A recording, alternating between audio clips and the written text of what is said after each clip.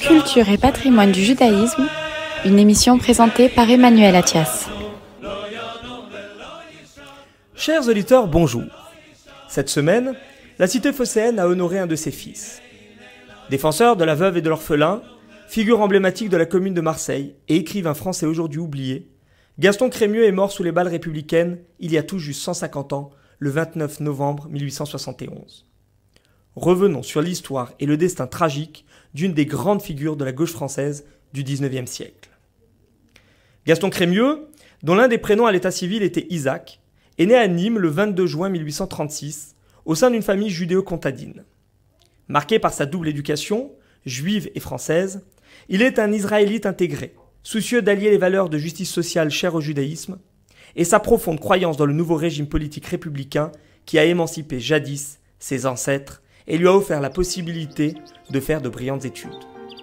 Jeune militant radical, l'avocat d'une vingtaine d'années est un proche de Léon Gambetta, dont il partage l'amour de la République. Contraint, faute d'argent, d'abandonner la faculté de droit de Paris au profit de celle d'Aix-en-Provence, Gaston Crémieux va faire de la misère sociale son combat. Il n'a pas encore 22 ans lorsqu'il plaide déjà pour la première fois comme substitut avocat des pauvres, en tant qu'avocat commis d'office en faveur des plus déshérités. C'est à la même époque qu'il s'essaye également à l'écriture. Journaliste indépendant, il fonde en 1858 avec 4 de ses amis un journal intitulé L'Avenir. Bientôt, il sera visé par une enquête en raison de prises de position politiques, alors jugées dangereuses par le régime impérial de Napoléon III. 4 ans passent, le font connaître en Provence et lui permettent de prétendre à une place au barreau de Marseille. Marié à une de ses coreligionnaires, Judith Noémie Molina, Gaston Crémieux n'en est pas moins franc-maçon. Admis dans la loge La Réunion des Amis Choisis du Grand Orient de France, il y œuvre pour la défense des plus pauvres et milite à la même époque au sein de différents collectifs ouvriers. En 1865, lors de la 4e pandémie de choléra qui ravage la cité phocéenne, il participe aux soins donnés aux malades et offre ses services comme conseiller juridique auprès de la chambre syndicale des peintres en bâtiment. À l'heure où les syndicats de travailleurs restent formellement interdits, Gaston Crémieux encourage la création d'associations d'ouvriers et propose de mettre en place une ébauche de ce qui deviendra plus tard l'assurance chômage. Son républicanisme social le pousse à créer des écoles publiques dédiées aux adultes des deux sexes et où la religion n'a pas cours. Il anticipe ainsi, d'une quinzaine d'années, la mise en place d'un service scolaire laïque par Jules Ferry au début des années 1880. Tout s'accélère en 1870. Le jeune avocat vit alors ses derniers mois, mais il ne le sait pas encore. Alors que la guerre fait rage entre la France et la Prusse, les républicains marseillais prennent d'assaut les lieux du pouvoir. Le 7 août 1870, 2 juifs comtadins, Gustave Naquet et Gaston Crémieux, mènent une importante foule composée de 40 000 manifestants devant la préfecture pour y réclamer des armes. L'arrestation de Naquet, sur ordre du préfet, pousse Crémieux et ses complices à l'insurrection. Après une ultime tentative de conciliation avec le préfet, les insurgés prennent d'assaut la mairie de Marseille. Crémieux est arrêté et incarcéré dans un cachot du Fort Saint-Jean. Condamné à 6 mois de prison à Saint-Pierre par un conseil de guerre, il est libéré le 4 septembre lors de la proclamation de la République. Le même jour, un autre juif comtadin, issu d'une famille modeste et devenu auteur de livres pour enfants, est nommé président de la première commune de Marseille.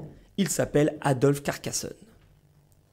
Bien que Gaston Crémieux soit pressenti au poste de procureur de la République, après la destitution des magistrats qui se sont compromis sous l'Empire, une cabale dirigée par les libéraux contre l'avocat des pauvres met fin aux espoirs des blanquistes de voir leurs héros accéder au sommet de la hiérarchie judiciaire locale.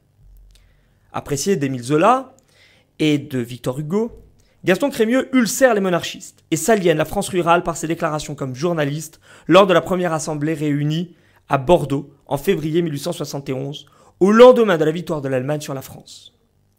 Les débordements que son attitude suscite auront des conséquences funestes lors de son ultime procès. En mars, dans le sillage de la commune parisienne, Gaston Crémieux dénonce le gouvernement d'Adolphe Thiers et réclame que la rue marseillaise soutienne Paris et la République face à la répression versaillaise.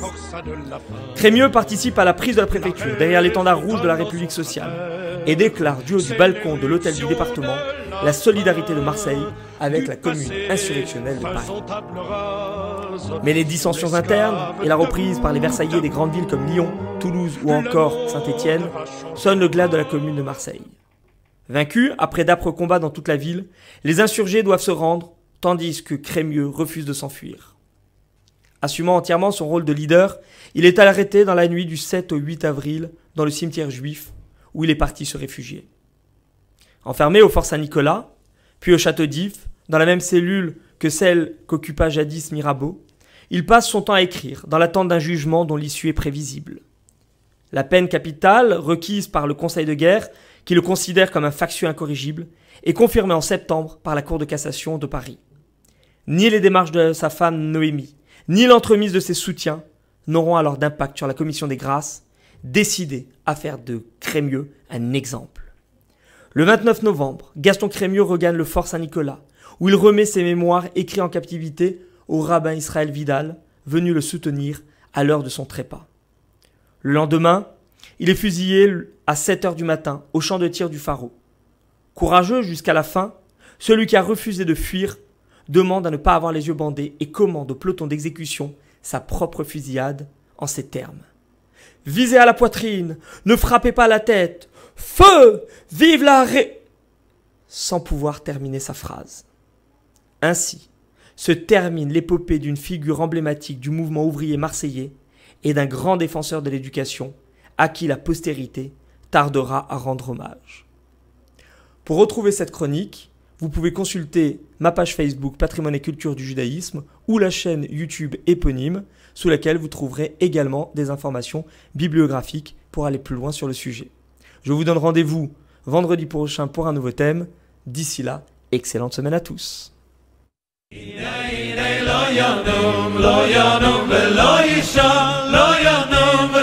Culture et patrimoine du judaïsme, une émission présentée par Emmanuel Attias.